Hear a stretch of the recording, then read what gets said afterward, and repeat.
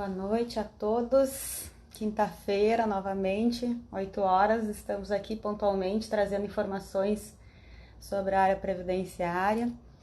Na semana passada a gente fez a live e tratamos sobre questões de contribuições, sobre algumas mudanças de legislação, né? E essa noite a gente vai trazer o assunto de pensão por morte, né? Que foi uma das perguntas que foram feitas na semana passada. E a gente deixou esse assunto, que é um assunto bem complexo, para essa semana. Boa noite, Larissa. Boa noite, Fernando. Colegas do escritório, queridos. Boa noite, pessoal, aqui no Facebook também. Fiquem tranquilos que a gente vai responder as perguntas na medida do possível que eu me achar nesse trem aqui. Estamos aprendendo a usar essas ferramentas. Boa noite, Luana. Boa noite, doutor Silvio. Tudo bom? Desculpa, chamo de doutor, ele não gosta. Uma boa noite a todos. Entrando já um pouco no tema, que é um tema longo. Boa noite, doutor Tiago Kidrick, Tassinari, colegas, queridos. Muito feliz de ver vocês aqui. A gente vai falar sobre pensão por morte. Pensão por morte é um benefício que sempre traz bastante dúvidas para as pessoas, e não é à toa que vem dúvidas, porque esse benefício passou, assim como muitos, por várias alterações. Boa noite. Nos últimos anos até. Teve a reforma da Previdência, mas já antes da reforma, a pensão por morte já vinha sofrendo, vamos dizer assim, uma diminuição, assim, uma restrição de direitos do que a gente tinha antes, né? De valores, de benefícios, enfim, o tempo de benefício, os dependentes que estavam envolvidos, e a gente já começa a perceber de longa data de governos anteriores, enfim, a questão de restringir direitos previdenciários, e a pensão por morte foi uma dessas questões que passou por aí. Boa noite, Cris Morim, tudo bom? Boa noite, Carlos Assis. Bom, vou começar falando do benefício e depois eu vou tentar responder as perguntas que surgiram. Na medida do possível, vou tentar seguir uma linha de raciocínio para poder a gente abordar tudo que tem sobre pensão por morte. Primeira coisa importante que a gente tem que ter quando fala de pensão é que o fato gerador vai ser o óbito. Então, independente do que tiver valendo hoje de legislação, o que vai determinar os direitos e como é que eu vou ver esse direito, esse benefício, vai ser a data do óbito do segurado. Então, a data do óbito vai fixar qual é a legislação que eu vou abordar. Vamos começando aí com algumas alterações que a data do óbito pode trazer. Antes de novembro de 97, por exemplo, a data do início da pensão não tinha problema, eu ganhava desde o óbito, independente de meu pedido ter demorado 30 dias, 90 dias, ou independente do tempo que eu tivesse pedido. A partir de novembro de 97, surge uma lei nova e coloca que esse benefício tem que ser requerido em até 30 dias da data do óbito. Quando requerido depois disso, ele vai ser concedido a partir da data do requerimento. Pessoas incapazes, absolutamente incapazes, em vários, esses não tem data, não corre prescrição contra esse, então não tem problema pedir depois desse prazo que eu estou falando. Estou falando de prazo para as pessoas, para os demais dependentes. Até 2015 valeu isso. Em 2015, com a Lei 13.135, surgiram muitas alterações na pensão. E uma delas também foi isso. A data de início do benefício, requerido até 90 dias depois do óbito, é na data do óbito.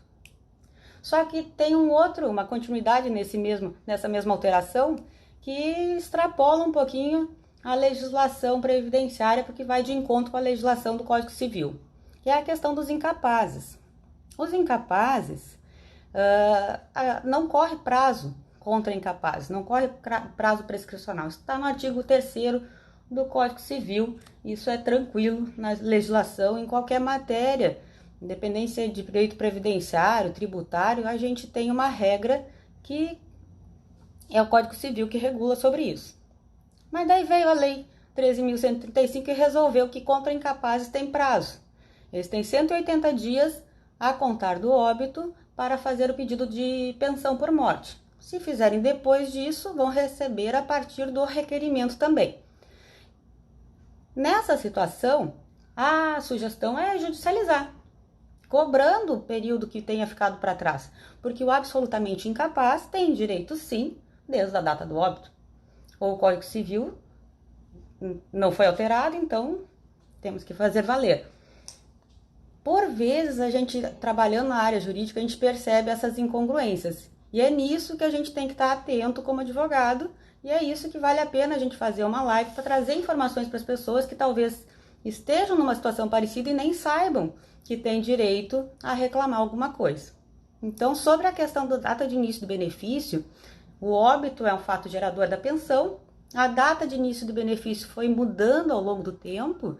Atualmente, na legislação, a gente tem que é 90 dias para as pessoas em geral, e os incapazes têm uma questãozinha ali que a lei prevê 180 dias. O INSS deve obedecer à lei, é um serviço público, eles, pelo princípio da legalidade, eles têm que respeitar a lei. Então, isso é uma questão que certamente tem que ser judicializada se acontecer prejuízo. Os dependentes da pensão por morte, eles são separados em classes.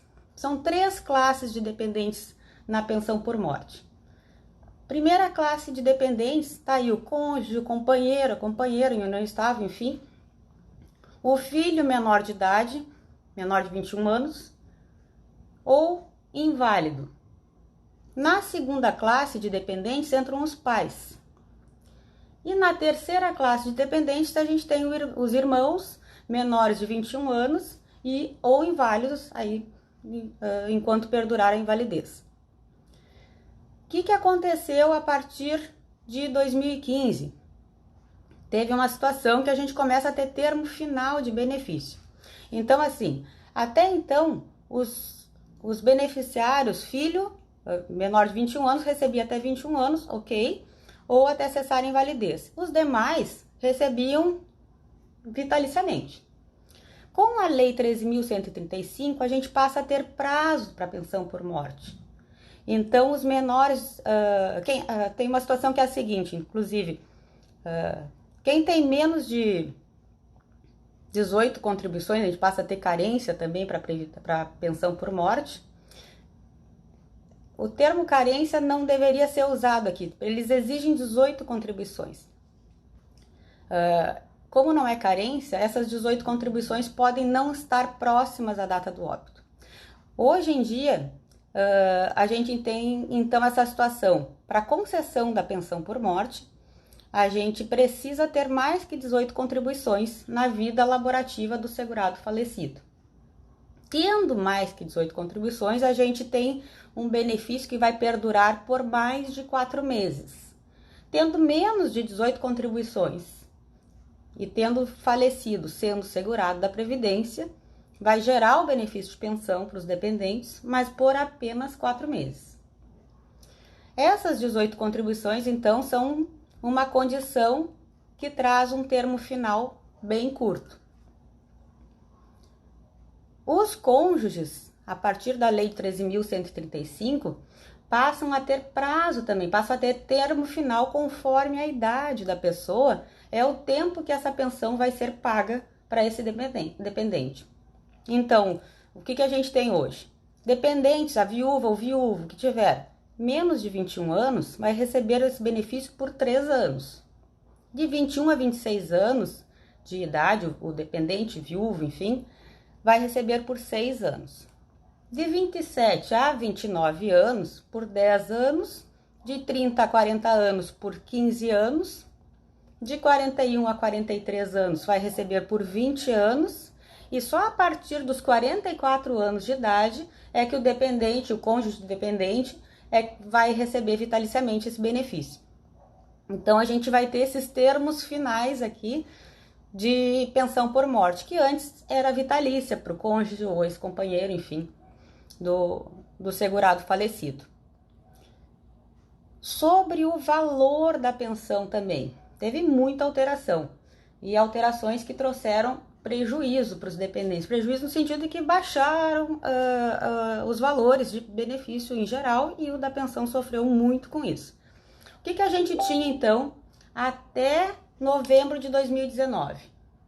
A gente tinha, deixa eu fechar aqui, a gente tinha até 13 de novembro de 2019, que é antes de entrar em vigor a emenda constitucional 103, a média das 80% maiores contribuições. Então, um benefício de pensão era calculado com base na média das contribuições maiores, e os dependentes ganhavam 100% disso dividido entre eles. Então, se eu tivesse uma média de contribuição de R$2.000, se eu tivesse 2 dependentes, cada um ia receber R$1.000, enfim, ia ser rateado entre eles. Após a emenda constitucional, a gente tem que pensar em cálculos já bem mais complexos para a pensão.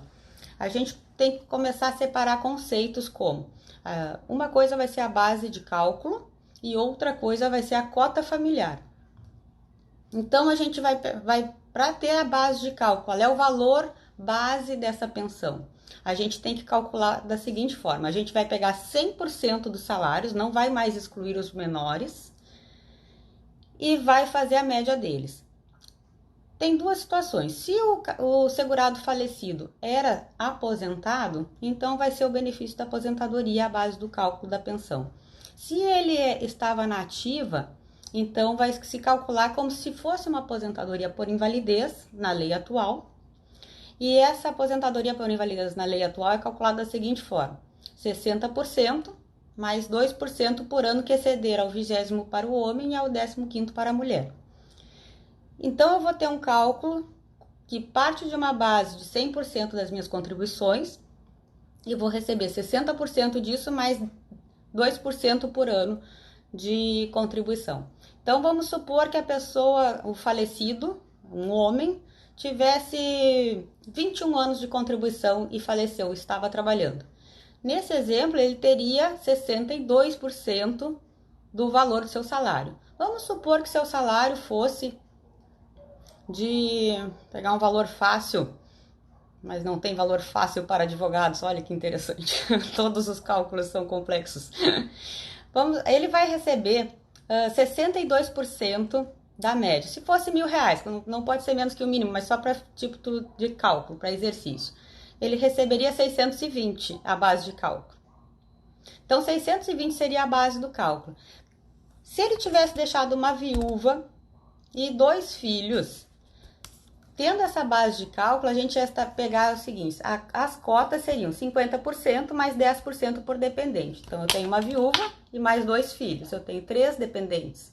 Então, eu tenho 50% mais 30%, são 80%. Eu vou receber 80% daqueles 62% que era a minha base de cálculo. E aí, esse resultado final é que eu vou dividir entre os 3 dependentes.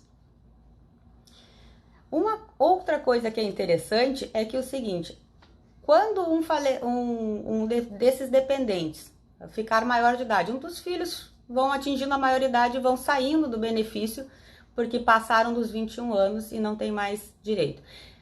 A cota não vai mais voltar para o cálculo e reverter em favor de quem ainda recebe. Agora se perde, cada um segue com seus valores e não se reverte mais a cota em favor do monte, vamos dizer assim, do valor global da pensão, que era uma situação que a gente tinha até novembro de 2019, até o dia 13 de novembro. O cálculo apenas tem diferença se o óbito decorrer de acidente de trabalho. Se a morte for decorrente de acidente de trabalho, aí a gente vai ter uma base de cálculo de 100%. E sobre essa base de 100%, a gente vai aplicar as cotas, né, conforme o número de dependentes. Mas da mesma forma, segue a regra que não vão ser reversíveis essas cotas. Outra parte importante também, que é interessante sobre os dependentes: havendo um dependente que seja considerado inválido, aí a gente não vai fazer o cálculo da base pela média e como se fosse uma aposentadoria por invalidez. Aí essa pensão vai ser de 100%, e a base vai ser 100%, e aí aplicam-se as cotas em cima dos 100%. É como se fosse um acidente de trabalho, mesma lógica. A questão da deficiência mental. Se existir um dependente inválido, tem um detalhe que é interessante que surgiu agora com a emenda constitucional e que talvez as pessoas se atentem a fazer isso para se precaver, né? Que é a possibilidade de reconhecer a deficiência mental previamente. Então, vamos supor, eu sou um pai de família, uma mãe de família, tenho algum problema e estou prevendo que talvez meu filho, que é inválido, que é incapaz, vá ficar desamparado. Ele precisaria da pensão que eu vou deixar para ele. Eu quero garantir isso.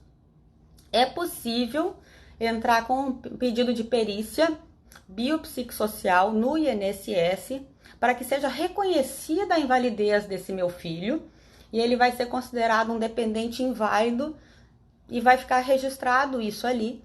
E quando for necessário esse benefício, não vai haver, em princípio, questionamento. Vai ser mais fácil a vida desse meu dependente inválido para requerer esse benefício e ter o cálculo de 100% garantido na sua base lá quando for a época disso acontecer.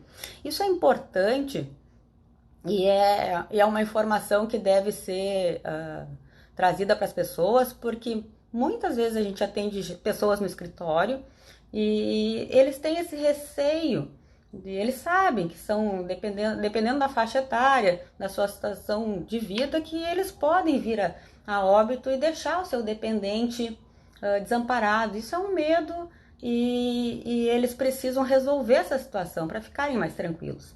Então, nessa situação, a gente tem essa oportunidade na lei, né, de previamente, então, entrar com um pedido de reconhecimento da invalidez desse filho para fins de pensão.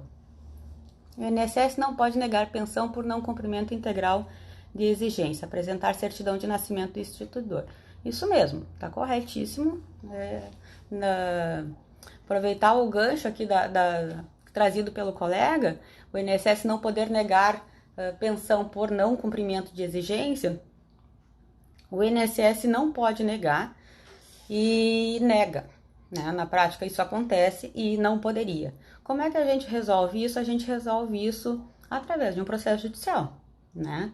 Então, a gente faz a parte da gente quando entra com processo administrativo no INSS, cuidando para que ele seja bem instruído, com o que for possível instruir, porque por vezes as partes não têm os documentos e a gente tem que verificar o que é possível, mas o INSS, por sua vez, ele não está ali, não é um processo no qual a gente está indo contra. Na verdade, é um processo administrativo, tem que ser visto como duas partes colaborando. Tanto o INSS quanto o segurado ou dependente, no caso da pensão, estão buscando o reconhecimento do direito.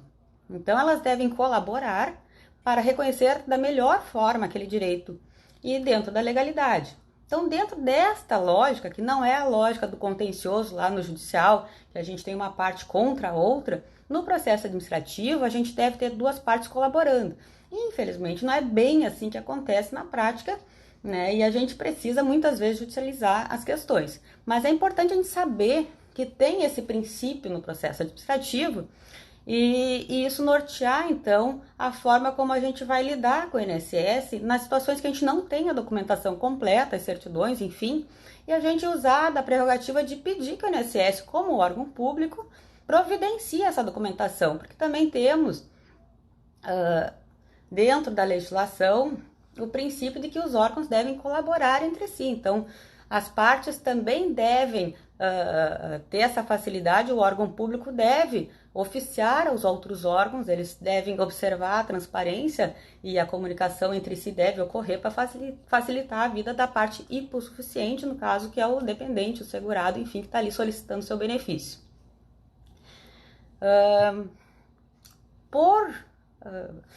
Não podemos deixar ainda de tratar uma questão que tem sido recorrente, que é agora a lei alterou e a acumulação de benefícios foi limitada.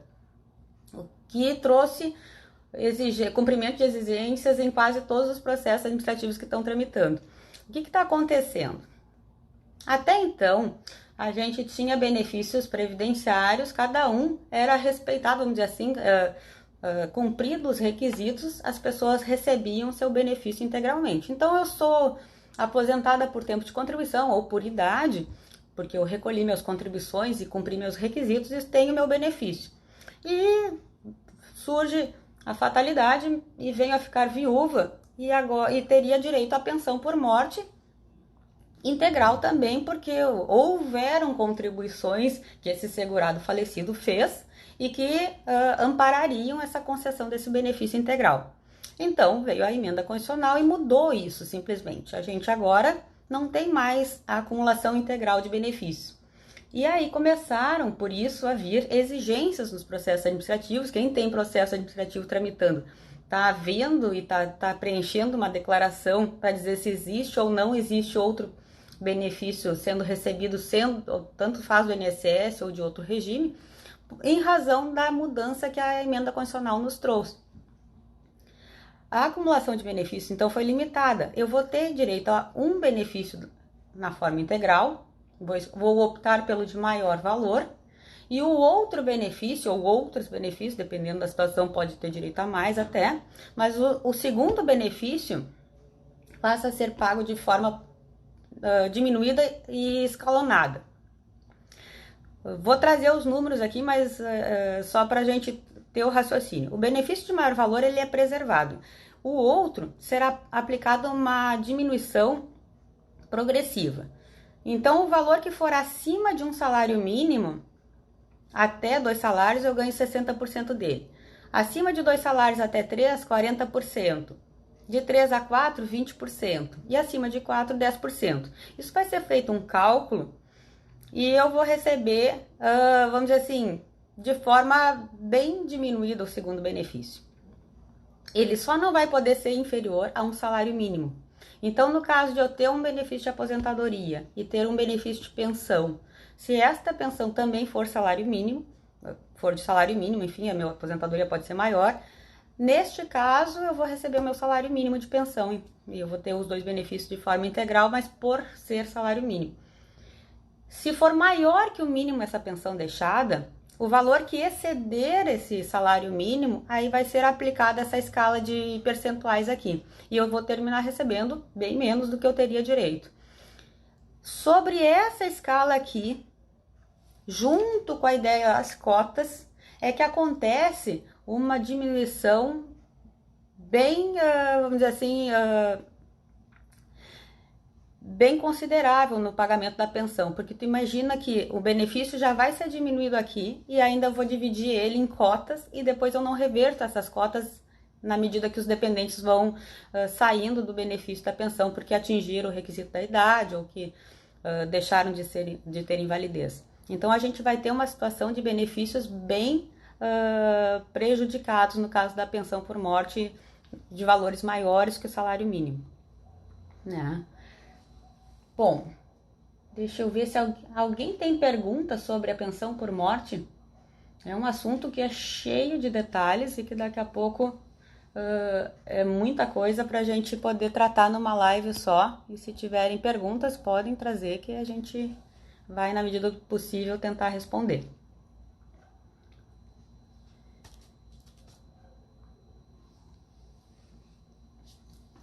Eu vou aproveitar e falar um pouquinho, para não deixar essa live tão longa. A minha ideia é fazer uma live sempre de 20 e poucos minutos, menos que em torno de 25 minutos no máximo, para não ficar muito longa. Mas eu vou falar um pouquinho sobre, se não temos perguntas, sobre a questão da revisão da vida toda, que é um assunto que está vindo agora, desde a decisão do STJ, que ocorreu no final do ano passado, que foi favorável a esse tipo de revisão. É um assunto que tem sempre sido recorrente nos atendimentos e as pessoas vêm perguntar. Então, a ideia é a gente fazer na semana que vem uma abordagem mais profunda sobre revisões, inclusive a da vida toda. Então, o assunto para a próxima live vai ser revisões. Mas já adiantando um pouco sobre a revisão da vida toda, aquelas pessoas que já estão aposentadas, e isso não faz mais de 10 anos, porque a gente tem um prazo de decadência aí para observar, essas pessoas que já estão aposentadas e não têm 10 anos podem entrar com pedido de revisão, pedindo para que sejam incluídas as contribuições anteriores a julho de 94. Isso gera uma boa alteração de valor de benefício ou não. Por isso, nesse tipo de revisão, a gente deve observar o profissional que está entrando com esse pedido na justiça, porque é através do judiciário que vai ser reconhecido esse direito, para que ele tenha feito os cálculos. Porque, vamos pensar um exemplo, se a pessoa recebia, em média, sempre o salário mínimo durante a sua vida, não vai mudar eu acrescentar salários anteriores, né, para ter um benefício depois recalculado, porque eu vou ter uma média de salário mínimo igual. Vai ter diferença para as pessoas que tiveram benefícios, salários, enfim, maiores que o salário mínimo, maiores que o seu salário de benefício, e com esse acréscimo de salários dentro do seu período de cálculo, a gente vai ter uma média maior de contribuições. Isso sim vai valer a pena fazer. Então é necessário fazer cálculo para a revisão da vida toda, para a gente saber se vale a pena entrar com esse tipo de processo. Mas tendo aumento de salário, vale a pena entrar com a ação, porque temos uma jurisprudência já de um tribunal superior, que é o STJ, favorável a esse tipo de concessão. Valor dos atrasados, temos uma pergunta. Valor dos atrasados na pensão no prazo de 90 dias. São contados em dias corridos? São contados em dias corridos. São contados em dias corridos. Até se algum colega aí tem alguma informação diferente, mas em princípio eu tenho a ideia de que são contados em dias corridos. Deixa eu até pegar aqui. Não vai demorar, não achei que estava bem à mão. Anderson, boa noite, tudo bom? Olá, doutora, minha esposa ganha pensão por morte, ela nunca contribuiu para o INSS, pode pagar e acumular futuramente outra aposentadoria? Boa pergunta, Anderson. Ela vai poder pagar, ela vai poder acumular um outro benefício, mas vai ser nessa situação de acumulação limitada. O segundo benefício de valor menor, ele vai ser pago, se ele for maior que o salário mínimo, de uma forma diminuída. E aí, nesses percentuais aqui, tem que ser feito um cálculo ali da proporcionalidade. Por isso que é interessante fazer um planejamento previdenciário. Eu vou começar a pagar a contribuição para o INSS para ter direito a uma aposentadoria e já tenho um benefício de pensão. Hoje em dia tem que verificar sobre qual valor vale a pena pagar essas contribuições, se é possível escolher, né? Para ver se eu estou pagando sobre um valor que depois vai resultar em um benefício correspondente. É bem possível a gente ter situações das pessoas estarem investindo um valor muito maior e chegar na hora da concessão e ter um benefício de salário mínimo e aí não ter compensado aquele investimento todo. A Cristiane Morim está perguntando, a pessoa que recebe pensão por morte pode casar novamente?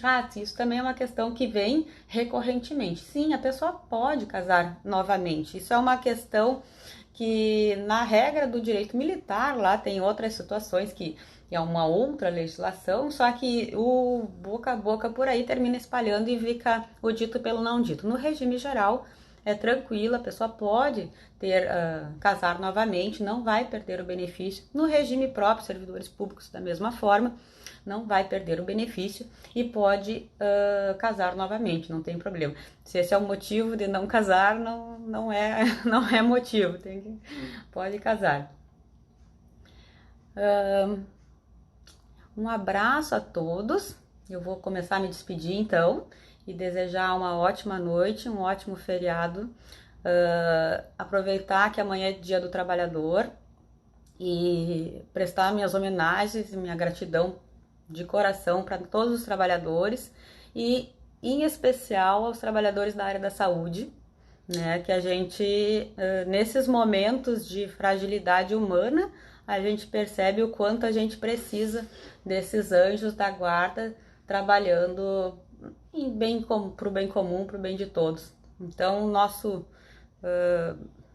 muito obrigada, né, em nome do escritório também, que com certeza todo mundo é muito grato a todo o pessoal que trabalha na área da saúde. Então, na pessoa, dos trabalhadores da área da saúde, um ótimo feriado de Dia do Trabalhador e vamos aproveitar e torcer que logo as nossas vidas voltem ao normal, nossos trabalhos voltem ao normal, né? Mas que enquanto isso não aconteça, que a gente consiga se reinventar e se readaptar a essas novas mudanças, essa nova vida que está acontecendo aí com todo mundo, tá? Aproveitar para ter solidariedade, ter compreensão com todo mundo, na medida do possível, tornar a vida de todos viável, certo? Tem mais uma perguntinha aqui, perguntei dos prazos, pois houve óbito em setembro de 2019 e o requerimento em março de 2020. E ainda assim o INSS pagou atrasados. Sim, a data do óbito é que é importante, né? Sempre a data do óbito que vai nos fixar o início do benefício. O INSS, no caso de um óbito ali, que o colega colocou o exemplo em setembro de 2019, a gente estava com a regra dos 30 dias ainda, então vamos ver o que aconteceu. Bom, ali a pergunta 180 dias corridos estava correta, então a nossa informação. Obrigada, Fernando, pela conferência aí. Um grande abraço, já me despedi e já me alonguei, então uma boa noite a todos e fiquem bem, tá? Fiquem em paz.